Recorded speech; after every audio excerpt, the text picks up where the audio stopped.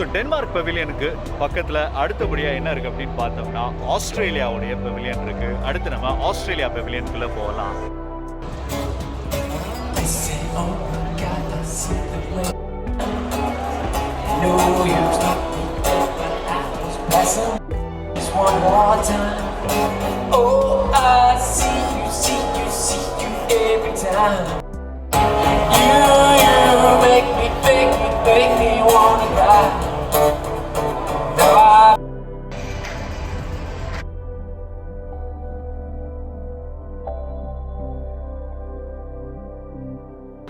So ஆக்சுவலாக Australia பெவிலியனுடைய entry வந்து வேறு இடத்துல இருக்குது. Hello, good evening, thank you.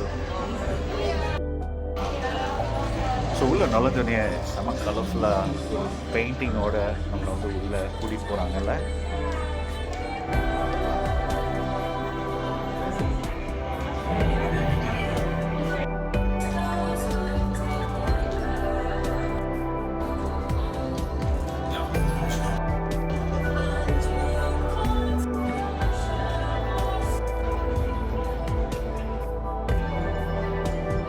Australia பெவிலியனுக்குள்ள நம்ம கலர்ஃபுல் ஏரியாவில் உள்ள கடந்து வந்ததுக்கப்புறம் இந்த மாதிரி ஒரு செம அழகாக ஒரு என்ன சொல்கிறது கேவுக்குள்ளே நடந்து வர ஒரு எக்ஸ்பீரியன்ஸ் வந்து இந்த இடத்துல நமக்கு வந்து கொடுக்குறாங்க. அண்ட் ஒவ்வொரு சைட்ஸ்லையுமே வந்து சில வாசகங்களை வந்து எழுதி வச்சுருந்தாங்க. ஃபஸ்ட்டு மக்களை வந்து இங்கே வெயிட் பண்ண வச்சு அதுக்கப்புறம் தான் வந்து பெவிலியனுக்குள்ளே அனுப்பிச்சி விட்றாங்க. உள்ள ஒரு தியேட்ரிக்கல் எக்ஸ்பீரியன்ஸ் மாதிரி இருக்கும் போல இருக்குது.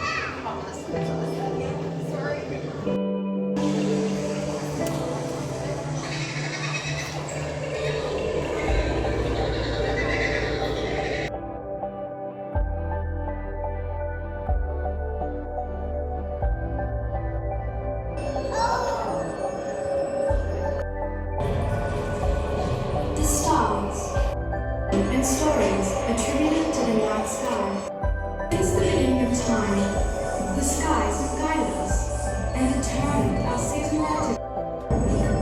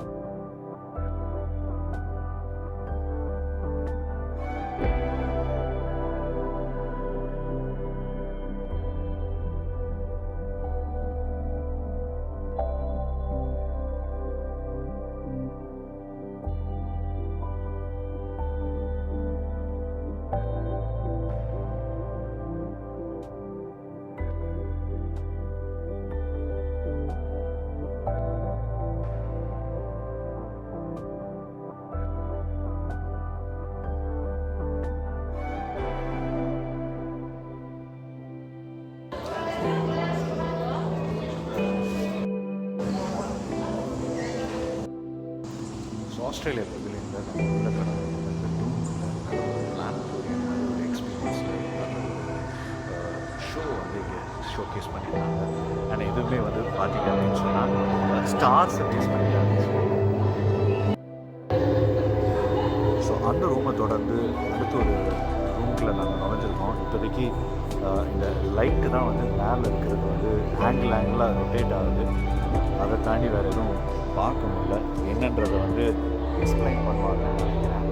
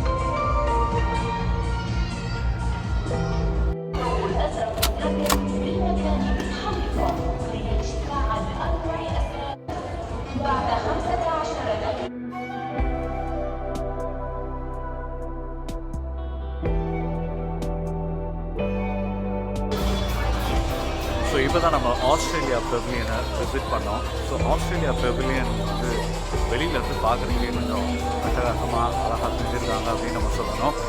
அண்ட் ஆஸ்திரேலியா பெவிலியன் நம்ம உள்ளே நுழையும் போது வந்து பார்த்திங்கன்னா கலர்ஃபுல்லாக ஒரு பெயிண்டிங்ஸோடு கூட நம்ம வந்து உள்ளே நுழையிற மாதிரி இருந்துச்சு. அண்ட் அதை தொடர்ந்து ஒரு கேவுக்குள்ளே நுழையிற மாதிரி ரொம்ப அழகாக லைட்டிங்ஸ் எல்லாம் வந்து போட்டு வச்சுருந்தாங்கல்ல. அங்கே வந்து ஃபஸ்ட்டு வெயிட் பண்ண வச்சு கொஞ்சம் மக்களை வந்து கேதர் பண்ணி அதுக்கப்புறமா வந்து ஒரு டூம்குள்ளே வந்து உள்ளே விட்றாங்க. ஸோ அந்த டூம் வந்து எப்படி இருக்குது அப்படின்னு பார்த்தீங்கன்னா ஒரு பிளானட்டோரியம்குள்ளே நம்ம உள்ளே போய் உட்கார்ந்த ஒரு ஃபீல் தான். அதுக்கப்புறம் அவங்க போட்ட ஷோவுமே வந்து கிட்டத்தட்ட ஒரு பிளானட்டோரியமில் போடக்கூடிய ஷோக்கு ஈக்குவலண்ட்டாக தான் இருந்துச்சுன்னு சொல்லணும். Related to stars and star சயின்ஸஸை குறித்து அங்கே வந்து காமிச்சாங்க. எப்படி வந்து ஸ்டார்ஸை வந்து ஃபாலோ பண்ணி உலகம் வந்து முன்னோக்கி போக ஆரம்பிச்சுது அப்படின்ற மாதிரி அங்கே வந்து ஒரு ப்ரெசன்டேஷன் வந்து வச்சுருந்தாங்க. அண்ட் அந்த ப்ரெசன்டேஷன் தொடர்ந்து உள்ள மறுபடியும் வந்து ஒரு ரூம்குள்ளே போகிற மாதிரி இருந்தது. அண்ட் அந்த ரூமில் வந்து ஏற்கனவே இந்த மாதிரி ஒரு ப்ரெசன்டேஷனை வந்து ஒரு பெவிலியனில் நம்ம பார்த்துருக்கோம். ஏன்னா ஆஸ்திரேலியா வந்து ஒரு ஐலாண்ட் அப்படின்றது நமக்கு தெரியும்ல. அந்த ஐலாண்டை சுற்றி இருக்கிறதுனால ஆஸ்திரேலியாவில் வந்து அந்த சி கல்ச்சர் அண்ட் சி டெவலப்மெண்ட்டை குறித்து வந்து ஒரு சின்ன பொண்ணு வந்து எக்ஸ்பிளைன் பண்ணுற மாதிரியும் அண்ட் பயோடெக்னாலஜியாக இருக்கட்டும், மெடிக்கல் ஃபீல்டு, ரிசர்ச் ஃபீல்டு, இதிலெல்லாம் வந்து அவங்க வந்து ஃபோக்கஸ் செலுத்துகிற மாதிரியும் அண்ட் ஃப்யூச்சர் வந்து இந்த பிளானட்ஸ் ஆர் இந்த ஸ்டார்ஸ் ரிலேட்டடில் ஒரு டெலஸ்கோபிக் இன்வென்ஷன்ஸையும் வந்து செய்கிறதாக காமிச்சு அந்த இடத்துல இருந்து மறுபடியும் ஒரு ஸ்டோர் மாதிரி உள்ளே வந்து கூட்டிகிட்டு போகிறாங்க. ஆஸ்திரேலியா பெவிலியன் ஸ்டோர் வந்து கொஞ்சம் நல்லா பெருசாக இருந்துச்சு சொல்லலாம். பார்த்ததுலேயே ரொம்ப பெரிய ஸ்டோராக இங்கே தான் வந்து நம்ம பார்க்க முடியுது. அண்ட் அவங்க வச்சுருந்த ப்ராடக்ட்ஸுமே வந்து நிறையா இருந்துச்சு. ஆஸ்திரேலியன் பியூர் ஜென்யூன் லெதர் வேலட்டாக இருக்கட்டும், பெல்ட்டாக இருக்கட்டும், அண்ட் ஒரு சில ஹேண்ட்பேக்ஸ்லாம் வந்து ஹைலி எக்ஸ்பென்சிவ் ஹேண்ட்பேக்ஸ் வந்து பார்க்க முடிஞ்சுது. அப்புறம் டாய்ஸ், இந்த சாஃப்ட் டால்ஸு இதெல்லாம் பார்க்க முடிஞ்சுது. அண்ட் ஹனி வந்து அவங்க வந்து பயங்கர எக்ஸ்பென்சிவான ரேட்டில் வந்து ஒரு ஹனி வச்சுருந்தாங்க. அண்ட் அது வந்து ரொம்ப ரேராக கிடைக்கக்கூடிய ஹனி. அண்ட் அதனால தான் வந்து இதோடைய ரேட் வந்து இவ்வளோ ஜாஸ்தின்ற மாதிரி அவர் உள்ளே சொல்லிட்டு இருந்தார். ஸோ அதை தொடர்ந்து வெளியில் வந்தோடனே பார்த்தோம்னா அவங்களுடைய ரெஸ்டாரண்ட்ஸ் வந்து சில வச்சுருக்காங்க, பார் வந்து வச்சுருக்காங்க. அண்ட் அதை தொடர்ந்து வெளியில் மக்கள் வந்து உட்காந்து சாப்பிட்டுருக்காங்க. அண்ட் அங்கே வந்து ஒரு சென்டரில் வந்து ஒரு பெர்ஃபார்மன்ஸ் ஸ்டேஜ் மாதிரி இருக்குது. அண்ட் அந்த வாட்ச் அவுட்டில் வந்து ஒரு சில பழைய காலத்து ஆஸ்திரேலியா வீடியோஸ் வந்து டிஸ்பிளே பண்ணிட்டு இருக்காங்க. அண்ட் மக்களுமே வந்து சாப்பாடு இதெல்லாம் வாங்கி அங்கே உட்காந்து சாப்பிட்டுட்டு இருக்கிறத பார்க்க முடியுது. ஸோ இந்த சைடு நீங்கள் பார்க்குறீங்களா, அந்த என்ட்ரன்ஸ் வழியாக தான் நம்ம போனோம். உள்ளே போய் அந்த 2 எக்ஸ்பீரியன்ஸ் அண்ட் ஸ்டோர் அதை தாண்டி இங்கே வந்துட்டோம். ஸோ ஆஸ்திரேலியா பெவிலியனுக்குள்ளே இதுதான் இருந்துச்சு. கடைசியாக அவங்க சொன்னது ஆஸ்திரேலியா வந்து ஸ்போர்ட்ஸில் வந்து எவ்வளோ ஃபோக்கஸ் பண்ணுறாங்க அப்படின்னு சொல்லியிருந்தாங்க. அண்ட் இப்போ வந்து ஆஸ்திரேலியா வந்து T20 வேர்ல்டு கப் துபாயில் ரீசெண்டாக ஜெயிச்சிருக்காங்கல்ல, அமேசிங். அவங்க இப்போ எல்லாத்துலேயுமே வந்து அட்வான்ஸ்டாக இருக்காங்க அண்ட் ஆர் ஃபோக்கஸ்ட் ஆர் டிட்டர்மைண்டாக இருக்கிறாங்கன்றது வந்து ஃபோக்கஸ்ட் அண்ட் டிட்டர்மைண்டாக இருக்கிறாங்க அப்படின்றது தெரியுது. ஸோ இதை தான் வந்து நம்ம ஆஸ்திரேலியா பெவிலியனை பார்த்தோம். ஏன்னா அதை தொடர்ந்து என்ன இருந்துச்சுன்னு பார்த்தீங்கன்னா, நம்ம செல்ஃபாக வந்து எக்ஸ்போ பாஸ்போர்ட்டில் நம்ம வந்து ஸ்டாம்ப் பண்ணிக்கிற மாதிரி அவங்க வந்து வச்சுருந்தாங்க. அதையும் நம்ம பண்ணிக்கிட்டோம். அண்ட் அந்த இடத்துல வந்து ஒரு ட்ராஷ் கேன் வந்து அவங்க லோக்கலாக எப்படி வந்து அந்த கேன்ஸ் எல்லாம் வச்சு ட்ராஷ் பண்ணுவாங்க அப்படின்னு அது ஒரு மிஷின் வந்து அந்த இடத்துல டிஸ்பிளேக்காக வச்சுருந்தாங்க. ஸோ இது எல்லாத்தையும் தான் நம்ம ஆஸ்திரேலியா பெவிலியனில் நம்ம எக்ஸ்பீரியன்ஸ் பண்ண முடிஞ்சுது. வெளியிலேருந்து பார்க்குறதுக்கு நல்லாயிருக்கு, உள்ளேயும் பார்க்குறதுக்கு ரொம்ப நல்லாயிருக்கு. தேங்க்யூ.